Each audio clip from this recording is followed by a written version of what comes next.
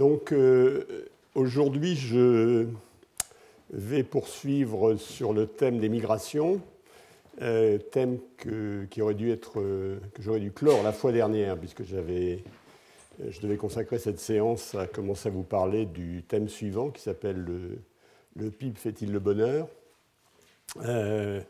J'ai une séance de retard, donc je vais encore vous parler aujourd'hui des migrations.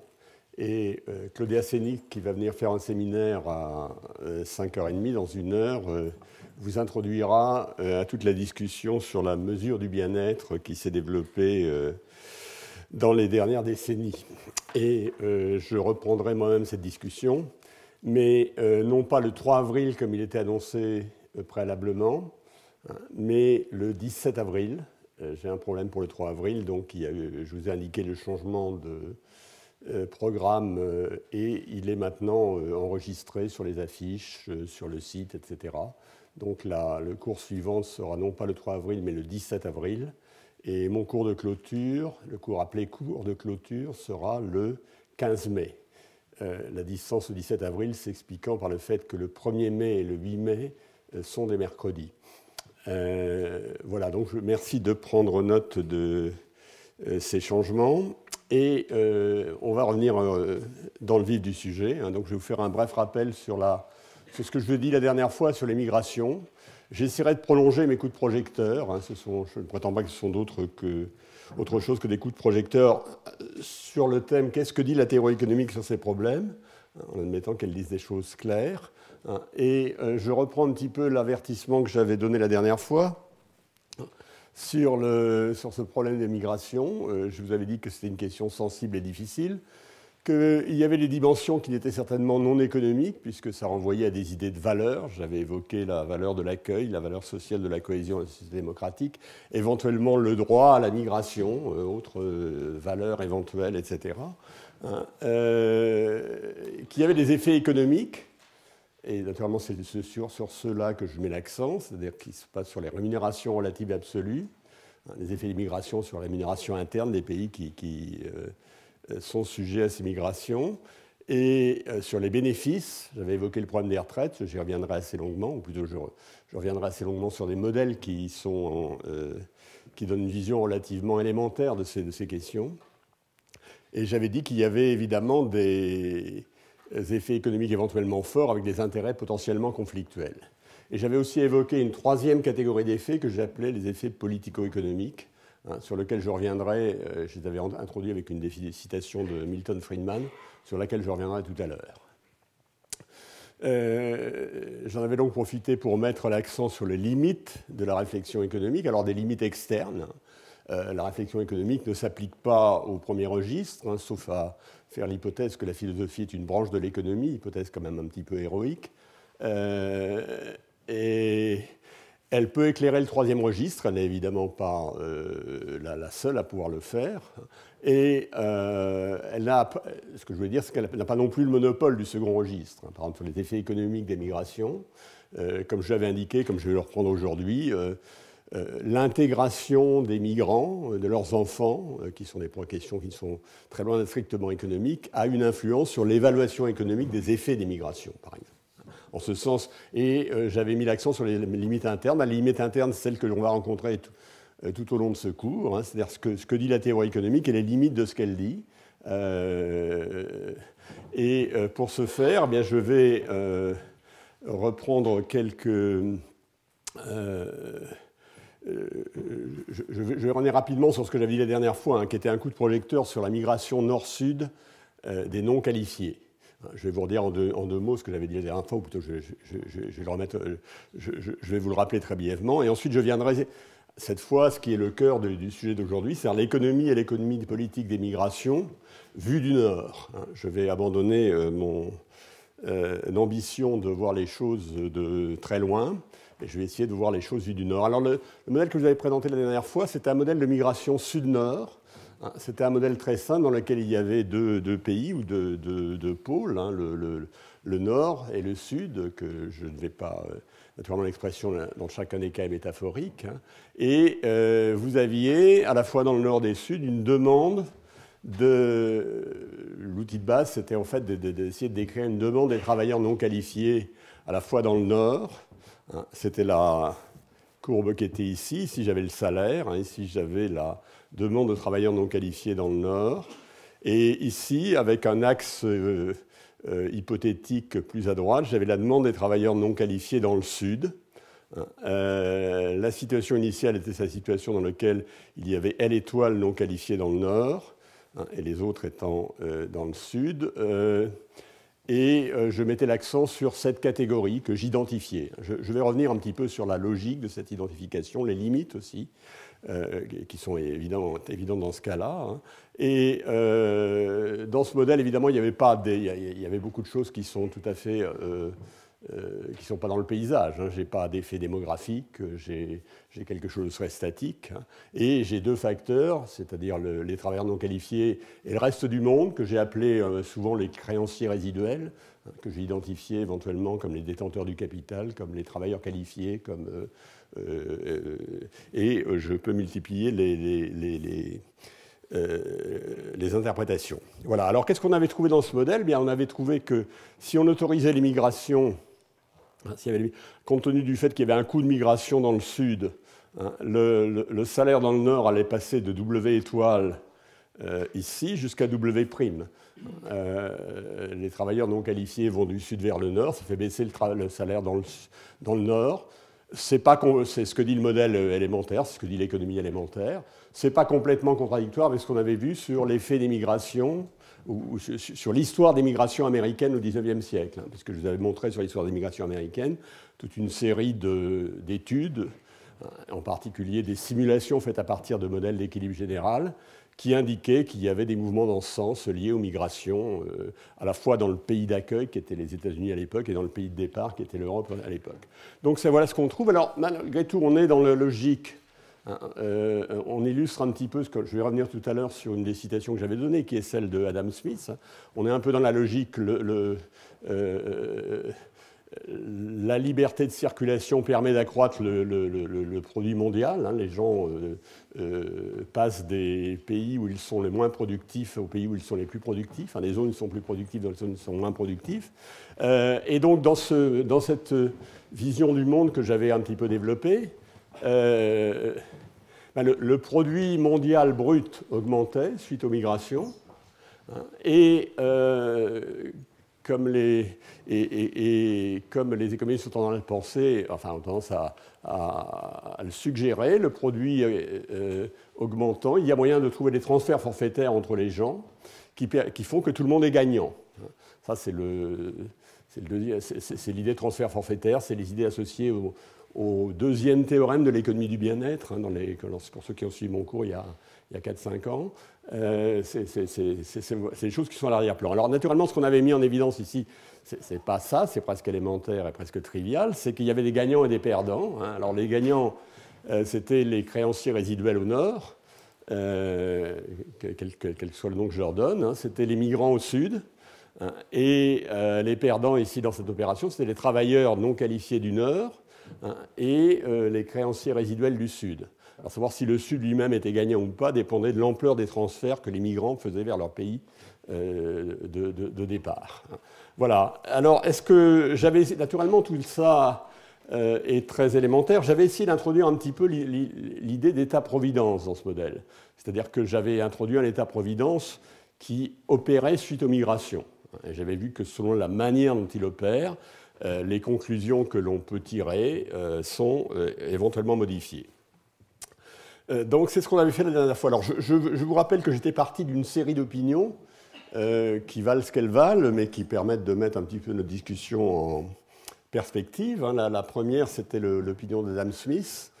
Alors l'opinion d'Adam Smith, celle que je viens c'est d'une certaine manière celle qui a été illustrée par le modèle que je viens de donner. Hein. Il ne faut pas empêcher le déplacement des gens parce qu'ils vont aller, ils vont aller de zones où ils sont moins productifs vers des zones où ils sont plus productifs et tout le monde y gagne. Hein. Ça, c'est dit d'une manière plus élégante, mais ça revient à dire ça. Ça, c'est l'idée d'Adam Smith.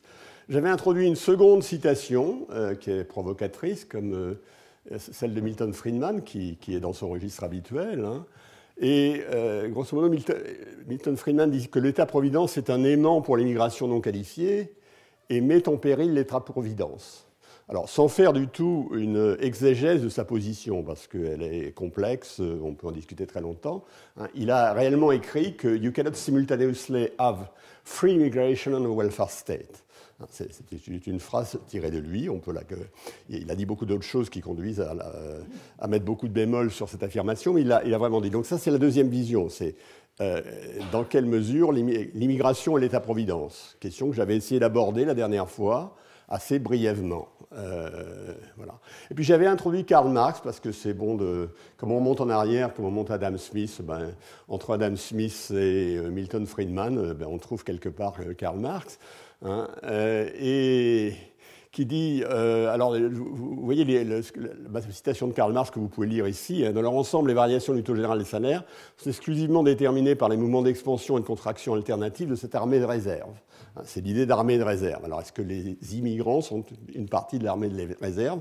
C'est la question un petit peu à l'arrière-plan de ma citation. J'en profiterai pour essayer de mettre en évidence la différence de vision du monde qu'avait Marx et celle qui résulte, je dirais, de l'économie standard. Je vais essayer de revenir sur ce point brièvement. Donc, portée et limite de l'analyse introductive. Alors, mon coup de projecteur sur la migration nord-sud, dont je viens de rappeler les caractéristiques, hein, il fait écho évidemment à l'argumentaire d'Adam Smith. Il met l'accent sur une catégorie de migrants, qui sont les non qualifiés, donc il conduit malgré tout à mettre un certain nombre de bémols sur l'analyse d'Adam Smith, hein, qui ne sont absolument pas probablement ni dans la compréhension du monde qu'il avait, mais qui sont tout à fait dans l'esprit de l'analyse économique standard. Hein. Ce que j'ai fait ici, c'est simplement appliquer des idées économiques très standards à ce problème, sans beaucoup de subtilité. Hein. Alors, naturellement, il est introduit à trois questions. La migration est le produit mondial brut, la migration est le bien-être dans le pays d'accueil, et la migration est le bien-être dans le pays de départ. Chacun des problèmes étant lui-même important et méritant un éclairage particulier. Il laisse dans l'ombre la dimension démographique, je l'ai déjà dit, je le réponds, et j'avais introduit ex post un État-providence, mais de manière qui n'est pas très satisfaisante.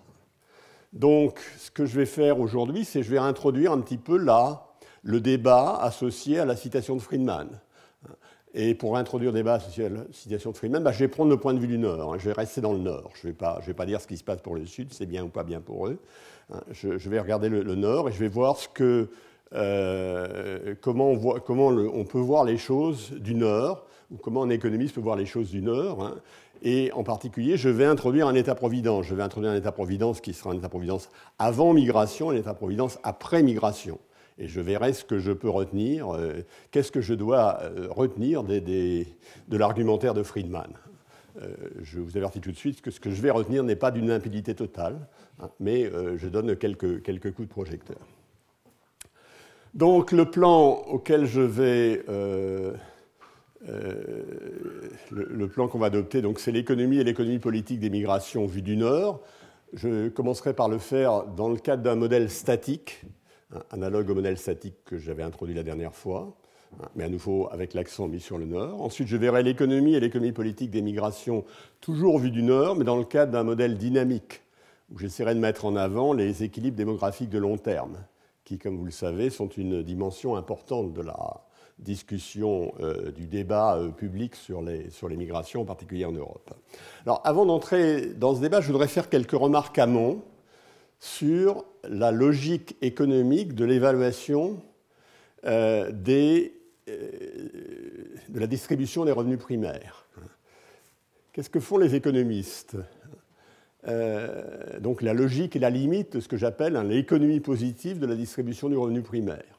Bien, pour les économistes, la distribution du revenu primaire, elle dépend d'une certaine manière de la catégorie des facteurs qui sont mis en avant, hein, et deuxièmement de leur productivité, c'est-à-dire de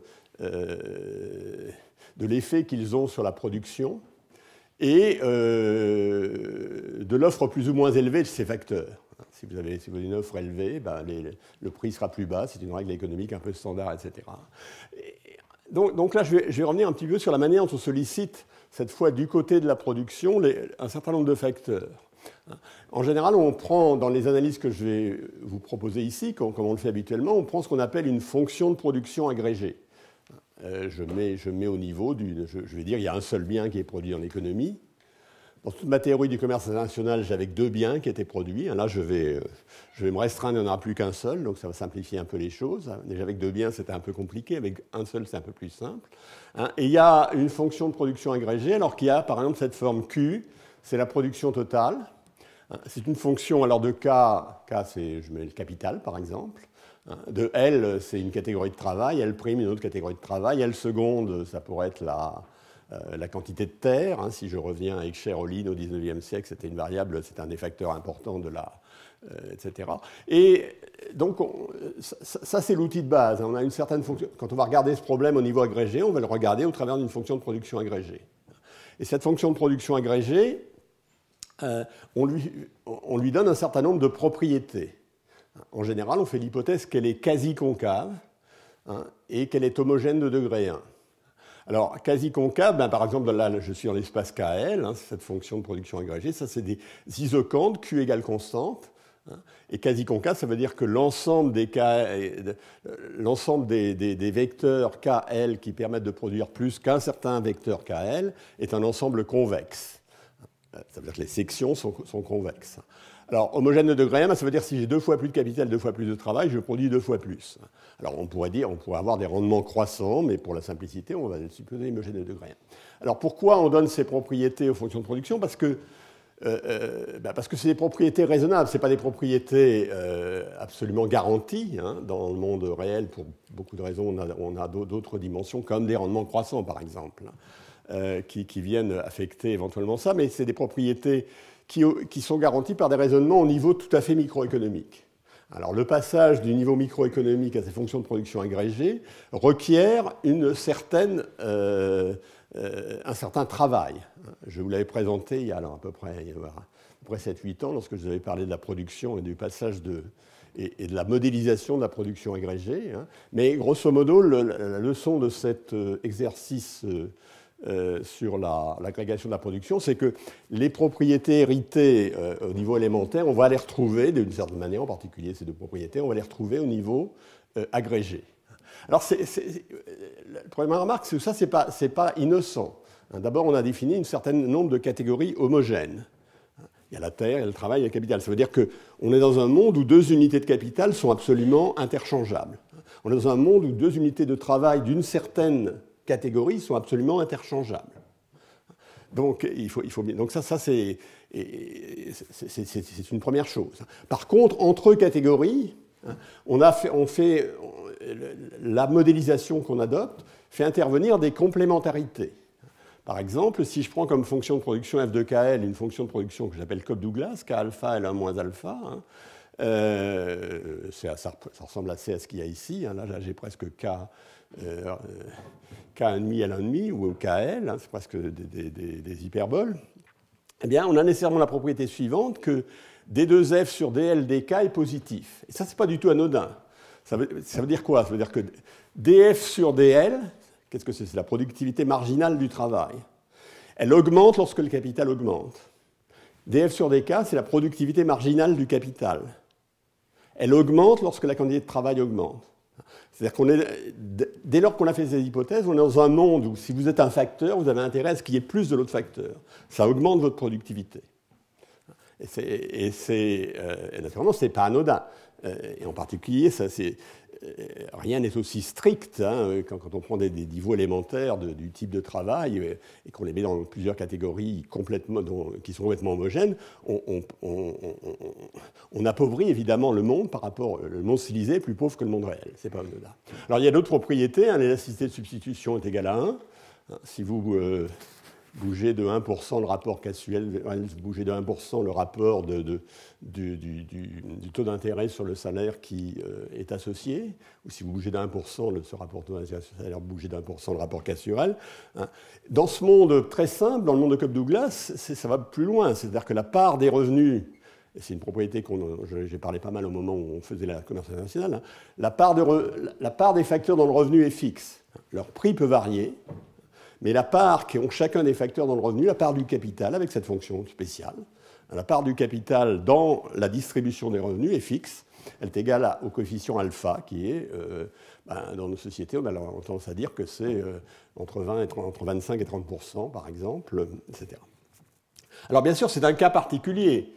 J'ai introduit des fonctions que j'appelle le constant elasticity of substitution, donc élasticité de substitution constante, hein, par exemple avec le capital et le travail, c'est KL qui a cette forme-là. C'est ça qu'on a introduit lorsque j'ai introduit ce type de fonction lorsque j'ai parlé de politique climatique, hein, où j'ai essayé d'analyser la complémentarité qu'il y a entre le bien environnement, la qualité du climat et la consommation des autres biens. On a introduit des idées de fonctions qui avaient ces allures, dans lesquelles on jouait sur un coefficient qui s'appelait justement l'élasticité de substitution, et qui mesurait jusqu'à quel point le bien environnement était substituable au bien standard. De même, hein, on pourrait faire, si on fait les choses ne se passent pas pareil si sigma est plus grand que 1 ou sigma plus petit que 1.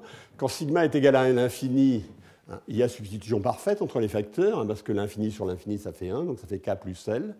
Donc on est dans le cas où les isocants de la fonction de production sont les droites, comme ça. Au contraire, quand sigma tend vers 0, alors les isocants de la fonction de production tendent à devenir comme ça, c'est-à-dire qu'on tend à devenir à facteurs strictement complémentaires. Vous voyez, quand c'est comme ça, vous pouvez substituer les deux facteurs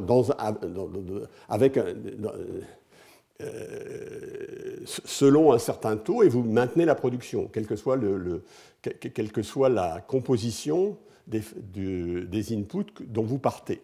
Quand vous êtes là, il y a simplement un ratio de capital sur travail qui a un sens. Tous les autres sont absolument inutiles. Donc, ce qu'on va observer, c'est ce ratio et rien d'autre. Et entre les deux, bien, vous avez tout. Quand vous faites varier sigma, par exemple avec fonction CES, vous avez tout un continu de mondes. Et ces mondes ne fonctionnent pas tout à fait pareil. Dans ces mondes, par exemple, la part du revenu allant à chacun des facteurs ne va pas rester constante lorsque les prix des inputs vont changer, etc. Donc il y a deux cas limites. Hein. La substituabilité parfaite. Alors, en substituabilité parfaite, la rémunération des facteurs, c'est-à-dire leur valeur relative pour le producteur, elle est donnée par les conditions de la production. Elle est indépendante du volume des facteurs. Ici, le rapport du prix du capital sur le prix du travail va être donné par la pente de cette droite. Par contre, quand c'est complémentaire, hein, la rémunération elle va être complètement indépendante des conditions de production. N'importe quel ratio de salaire sur rendement du capital va être acceptable. Et il y a un continu de cas intermédiaires. Évidemment, si on veut comprendre le monde économique, il faut comprendre à la fois les cas limites et comprendre les cas intermédiaires. Alors, donc ça, c'est un peu au cœur de l'intuition, enfin de la logique standard des économistes. Je dis avec un point d'interrogation, ça me semble contraire à l'intuition marxienne. Alors, naturellement, dans ce que dit Marx, il y a certainement l'idée que plus de travailleurs est bon pour le capital. Je ne vais pas revenir sur la phrase parce qu'elle est un peu plus loin, mais de façon non surprenante, c'est tout à fait dans l'intuition marxienne, marxiste en général. Hein.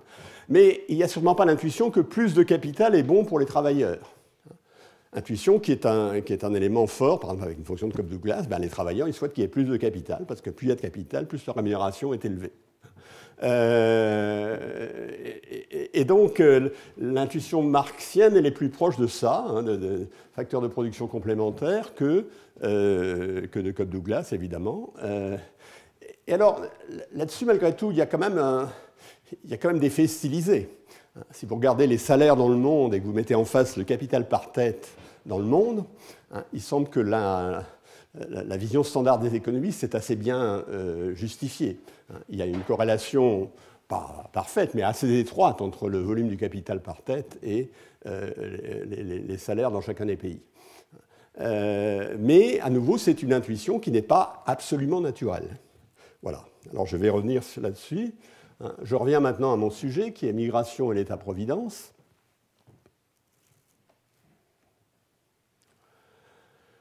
Donc je reprends le plan. Donc je vais d'abord parler de l'économie et de l'économie politique des migrations vues du Nord.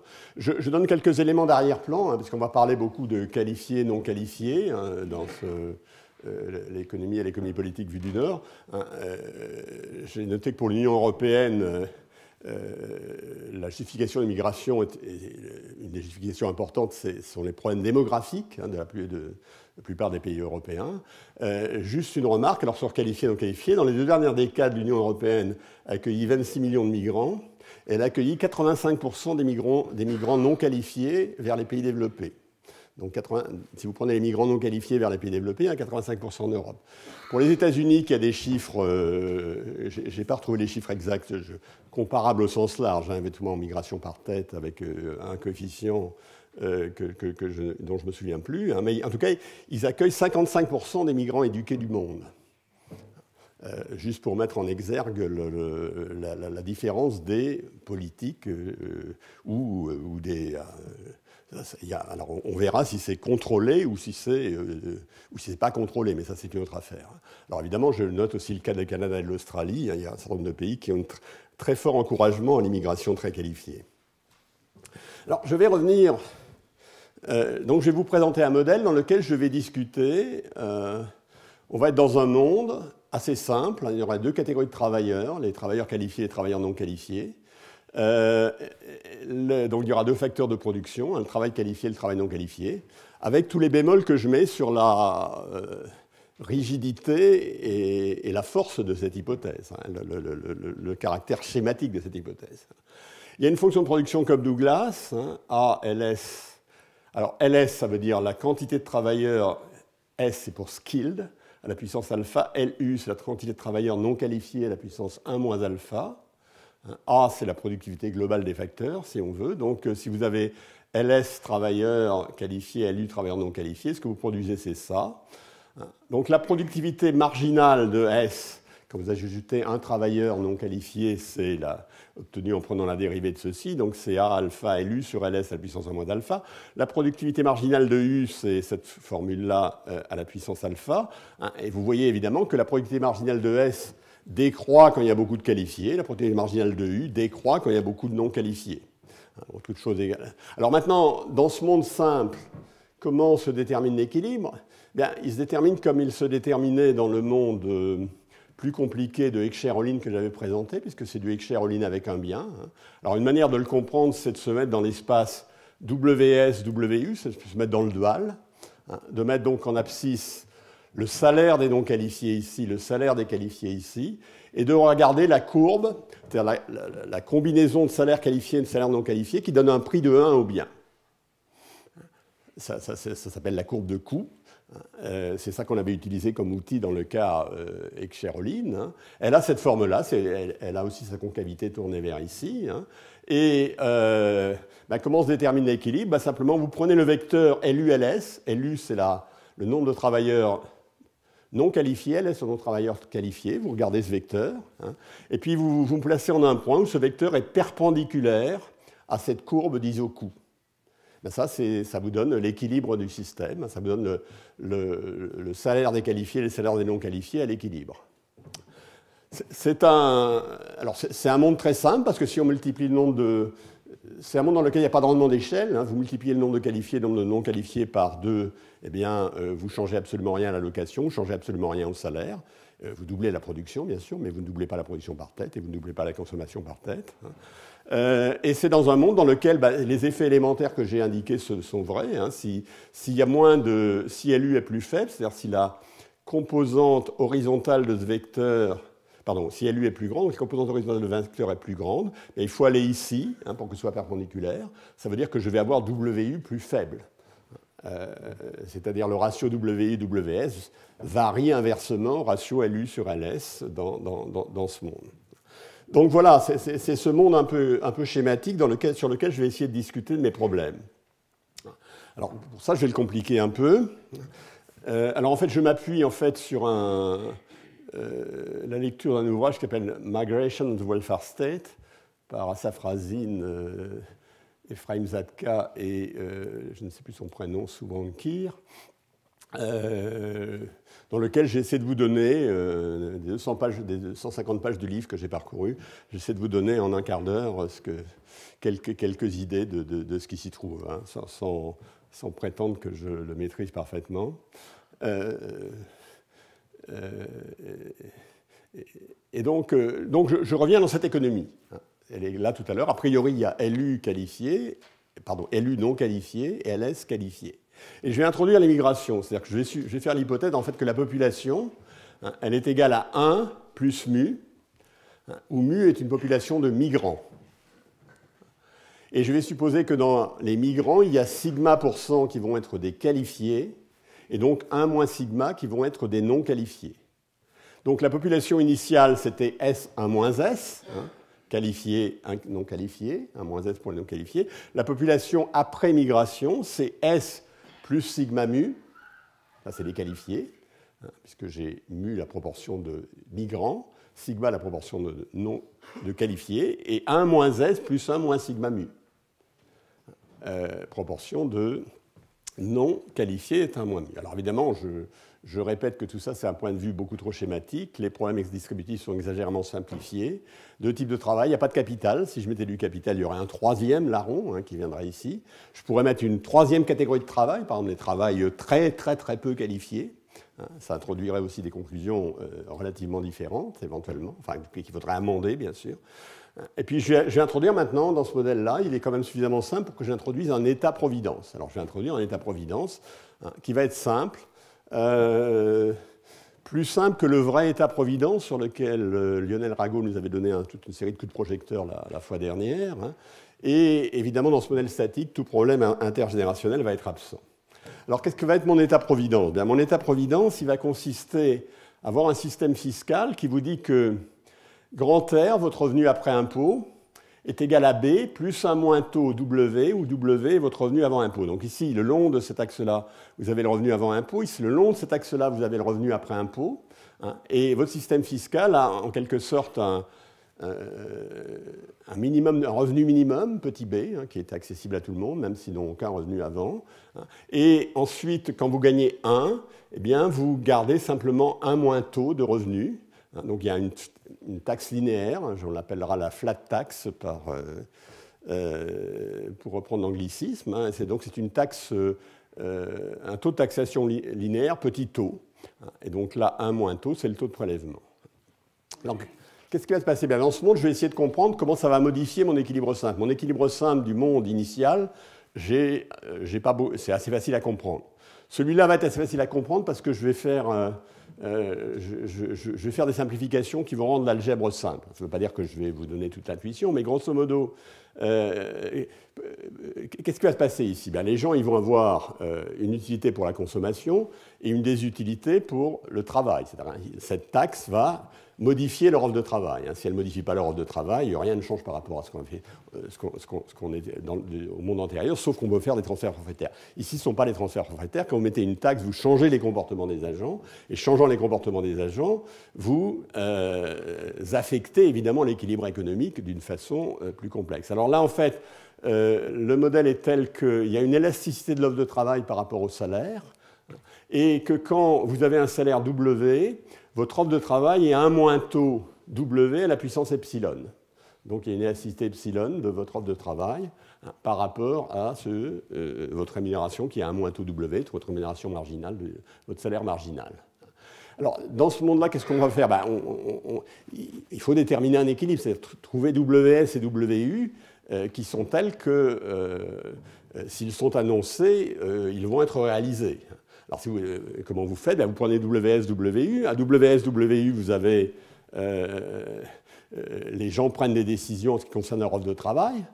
Donc, l'offre de travail totale dans la société, c'est le nombre de qualifiés multiplié par l'offre de travail des qualifiés, plus ensuite le nombre des non qualifiés multiplié par l'offre de travail des non qualifiés. Donc, cette offre de travail de chacune des catégories détermine les rapports eux-mêmes, détermine les rapports des salaires, conformément à la logique précédente que je vous ai impliquée ici. Et on trouve un point fixe, c'est-à-dire une donnée de WU et WS qui génère des WU et des WS qui sont égaux. Ce point fixe, en fait, ici, se calcule très facilement. WS est égal à quelque A, ça c'est le coefficient de productivité globale des facteurs, multiplié par quelque chose que j'oublie, θ à la puissance 1 moins alpha sur 1 plus epsilon. Alors, θ, c'est LU sur LS. Mais au lieu d'être à la puissance 1 moins alpha, il est à la puissance 1 moins alpha 1 plus epsilon. C'est-à-dire dans ce monde très simple, tout se passe comme si on était dans le monde initial, où il n'y avait pas d'élasticité de travail, mais la logique économique est la même, avec des réactions du salaire aux modifications de la composition de la population qui sont différentes. Qui sont différentes à cause de cet effet État-providence. Donc voilà, dans ce monde, comme je suis satisfait, je comprends ce qui se passe. Et ce qui se passe est unique. Il y a un équilibre unique. Il faudra les monter. Il faut faire un peu d'algèbre. Le passage à cette formule-là, c'est quand même 5 lignes, mais vous l'avez fait sûrement dans votre tête, ou vous le ferez ce soir quand vous serez rentré chez vous, donc ça ne sera pas compliqué. Alors on retrouve la même intuition que précédemment. Il faut bien voir, WS va diminuer, le salaire des qualifiés va diminuer, toute chose égale par ailleurs, si LS augmente. Et donc, vous devinez que les qualifiés ne vont pas aimer qu'il y ait d'autres qualifiés qui viennent migrer. Même chose pour les non qualifiés, ça va être le phénomène de base. Alors maintenant, dans ce monde, il faut qu'on comprenne quand même un peu ce qui se passe. C'est-à-dire comment va être déterminé le taux. Eh bien,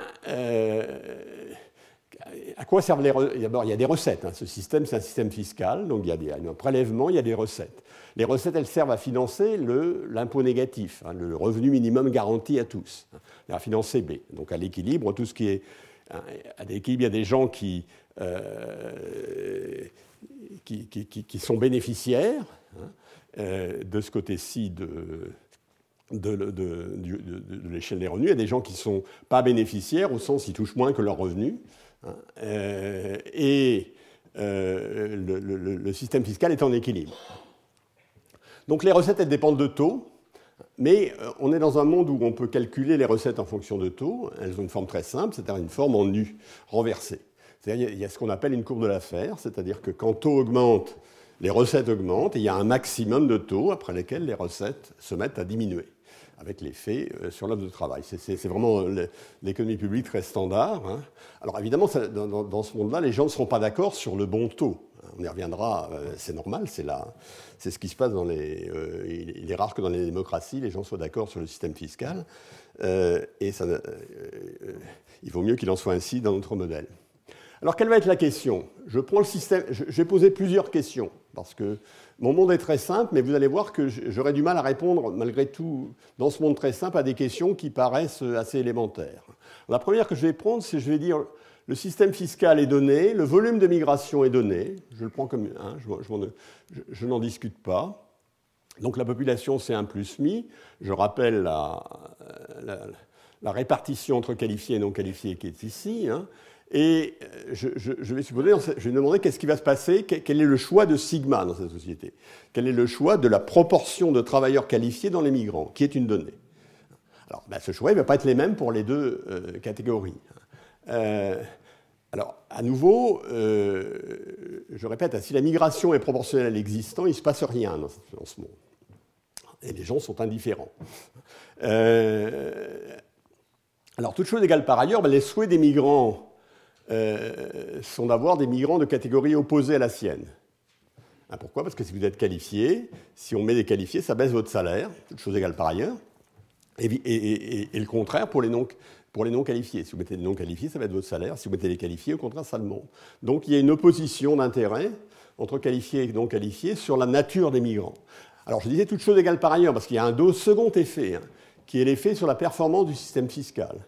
Quand vous introduisez des migrants supplémentaires, par exemple qualifiés, par exemple s'ils sont qualifiés, ils vont rendre le système fiscal plus généreux, puisqu'ils font partie des contributeurs nets. Et donc, ils vont permettre d'augmenter le B pour tout le monde.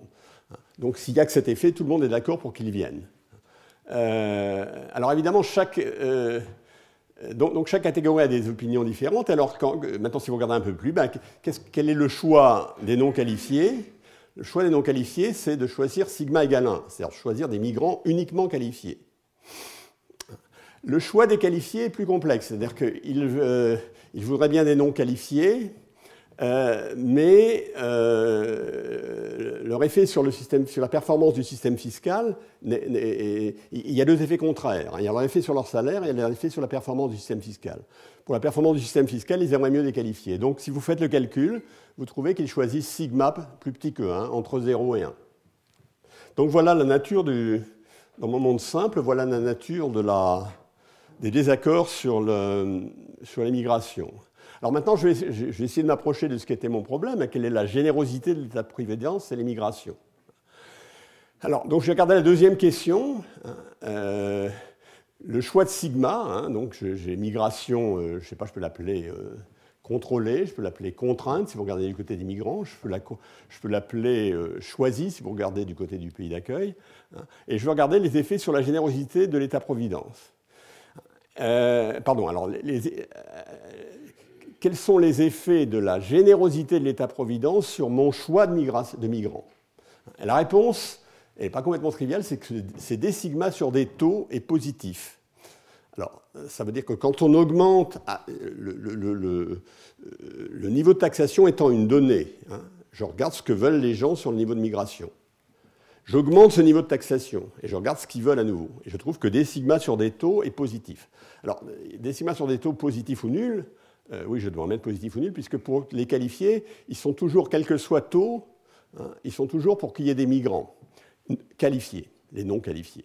Donc, ils sont toujours pour sigma égale 1. Donc, d sigma sur des taux pour les non qualifiés, c'est toujours égal à 0, qui est positif ou nul par définition. Par contre, pour les qualifiés, d sigma, quand taux augmente, ils veulent plus de migrants qualifiés.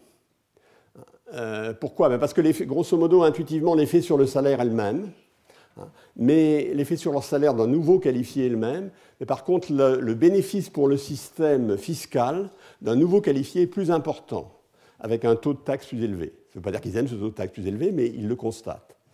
Donc le résultat qu'on a, c'est que d sigma sur des taux est positif. Alors j'ai une deuxième question sur laquelle je vais passer vite, parce que si je voulais la traiter au fond, il faudrait que je aille un peu plus loin pour dire ce que j'appelle la migration libre. Alors, migration libre, libre c'est du côté des migrants, ils viennent s'ils veulent, subie du côté des sociétés, je peux l'appeler subie si je regarde du côté des sociétés d'accueil, c'est plus, vous choisissez le vocabulaire que vous préférez, et donc je vais mettre dans le paysage des courbes de demande de migration en fonction des bénéfices, à la fois pour les qualifiés et pour les non qualifiés. Alors là, on trouve à ce moment-là que, donc c'est les migrants cette fois qui décident de venir ou pas. On trouve, alors ça va dans le sens des intuitions de Friedman, enfin, c'est pas antinomique avec l'intuition de Friedman, c'est que des sigma sur des taux, l'État, quand l'État-providence est plus généreux, quand le taux est plus élevé, alors vous diminuez l'attraction à l'équilibre, il y a moins de travailleurs qualifiés qui viennent et plus de travailleurs non qualifiés. La mécanique étant très simple, si vous êtes qualifié taux croissant, eh bien, ça diminue votre bien-être puisque vous êtes partie des contributeurs, vous contribuez plus. Et c'est évidemment le contraire pour les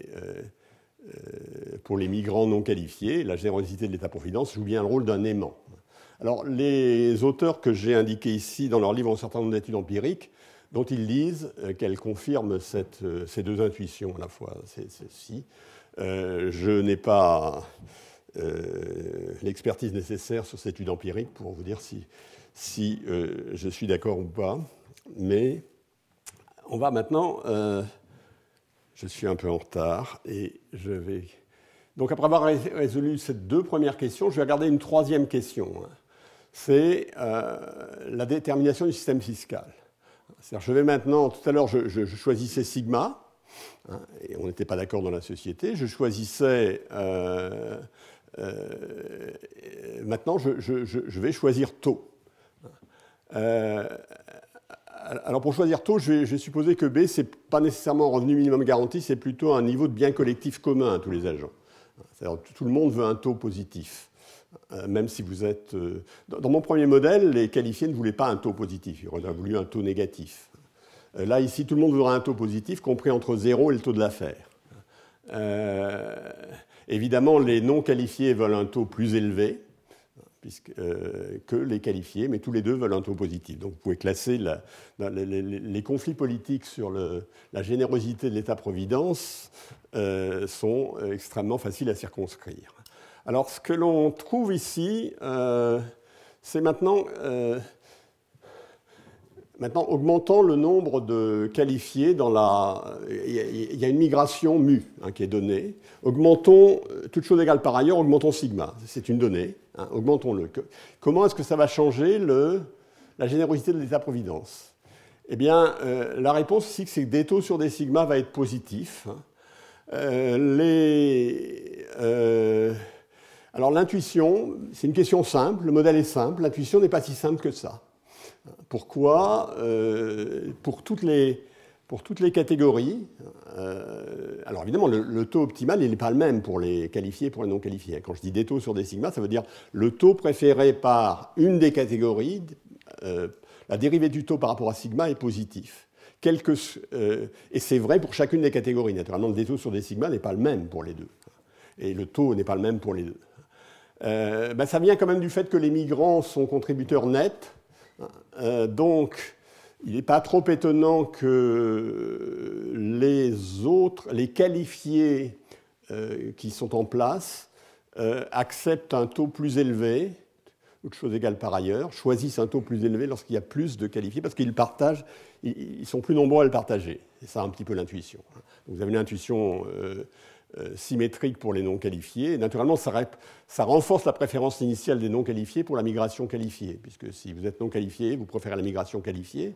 Et si la migration qualifiée augmente, eh bien, la logique, l'équilibre politico-interne fait qu'on va augmenter aussi la générosité de l'État-providence. Donc vous avez deux raisons d'être en faveur de la migration des qualifiés. Bon, voilà. Tout ça est évidemment très sommaire. Je n'ai pas du tout considéré le fait que les migrants, éventuellement, aient le droit de voter. Si j'ai le temps tout à l'heure, ils auront le droit de voter. Mais je ne suis pas sûr que j'aurai le temps de leur donner ce droit de vote en deuxième période. Mais évidemment, dès lors qu'il y a modification de la population, il y a une modification de l'équilibre politico-économique. En particulier, l'équilibre... l'électeur médian qui ici détermine le choix social, si je crois à la théorie élémentaire standard, eh bien, il va changer. Alors là, j'ai indiqué, j'ai indiqué un certain nombre de graphiques du livre. Ils font des simulations sur la base de ce modèle. Là, vous avez en abscisse grand S, c'est-à-dire la part de la population qui est formée de gens qualifiés. Donc, alors, quand grand S est 0,1, ça veut dire qu'il y a 0,1%, il y a 10% de qualifiés dans la population. Au-delà de 0,5, il y a plus de 50% de qualifiés dans la population. Alors, dans toute cette zone-là, c'est les non qualifiés qui sont la majorité, donc c'est en principe eux qui décident. Alors, qu'est-ce qu'ils décident dans ce modèle-là? Ils décident d'avoir un taux de migration des qualifiés qui est égal à 100%. Ils décident des taux de taxes ou de transfert de revenus négatifs, de revenus garantis assez élevés. Et puis quand la majorité change, lorsque les qualifiés deviennent majoritaires, eh bien, au début, ils restreignent le niveau de migration totale et ils prennent une partie de travailleurs qualifiés dans cette migration. C'est-à-dire que vous voyez, ils se mettent ici et ici. Ici pour la migration totale, ici pour la part des qualifiés. Et puis au fur et à mesure où leur nombre augmente, leur rémunération relative, où leur nombre augmente, leur salaire baisse. Et donc ils veulent plus de semblables, ils veulent beaucoup moins de qualifiés, ils veulent beaucoup plus de non qualifiés. Ils augmentent la migration et ils augmentent le nombre de non qualifiés. Et ils augmentent la migration et ils diminuent le nombre de qualifiés qui tombe à zéro lorsqu'on arrive ici. Bon. Tout ceci mériterait de longs commentaires, parce que mais je vous donne ça un petit peu comme exemple de ce qu'on peut faire avec ce type de modèle. Alors, il faut d'abord essayer de faire un modèle qui tienne à peu près la route, ensuite essayer d'y croire, se dire qu'on a des raisons au moins qui va nous donner des indications. Et avec ça, dans ce cadre de modèle, on peut évidemment le simuler sur un ordinateur. Ce n'est pas très compliqué, sortir des données. Je ne vais pas commenter les valeurs qu'ils ont retenues pour les paramètres, ni la manière dont ça varie avec les paramètres. Je ne vais pas commenter non plus ce qui se passe dans le cas où la migration est libre, qui correspond à ces graphiques-là, parce que, à nouveau, ça demanderait plus de temps que je n'en ai si je veux passer à la dernière partie. Donc, je reviens à ma dernière partie, qui est l'économie et l'économie politique des migrations vue du Nord.